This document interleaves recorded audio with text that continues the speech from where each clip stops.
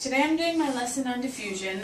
I did this lesson with my class about a week ago and I talked to them about it and they chose not to have me videotape in there. So today I'm redoing the lesson, but not with one of my students. So I'm going to ask the questions and not assume I'm not going to have him answer, and I'll wait a few seconds and then move on. Okay, so we're going to start. All right? Today we're doing a diffusion lab. I'm sure that you guys have heard diffusion in the past, but today we're going to do a lab that goes along with it. So in the last couple of weeks we've talked about cell parts. Now we know all about the different cell parts, but today we're going to see how molecules work and the movement of them.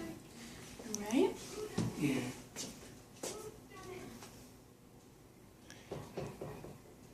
Okay. So you guys have a pre-lab question. This is so that I know what you know about diffusion before we do the lab. So everyone has it on their desk. I'm going to give you a couple minutes to fill it out. What you have to do is there's two spots where you need to fill in the right answer, and then tell me why. So it says molecules tend to move from areas of blank concentration to areas of blank concentration. So if you know those two words, put it in there. And then tell me why. Now don't get nervous if you don't know it, because by the end of the lesson you'll feel much more comfortable and you'll be able to fill it in. Okay?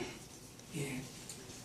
So, can anyone tell me, let's imagine before we start this, and this is after they did their pre-lab question. Everyone, I want you to think about a bucket, a glass of water. And when you put food coloring in it, what do you think happens? All right, imagine that the color goes in, and what happens?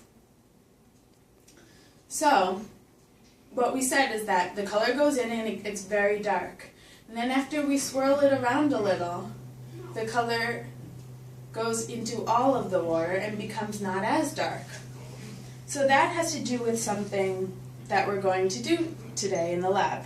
It has to do with diffusion. Diffusion, now you guys are going to know from your pre-lab, it's the movement of molecules from high concentration to a low concentration. And here's that food coloring.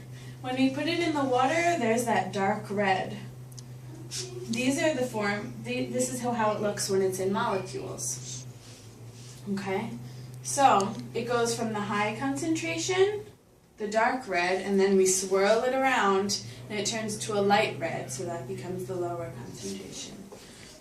So, today we're going to do a lab that we're going to see this in a different form.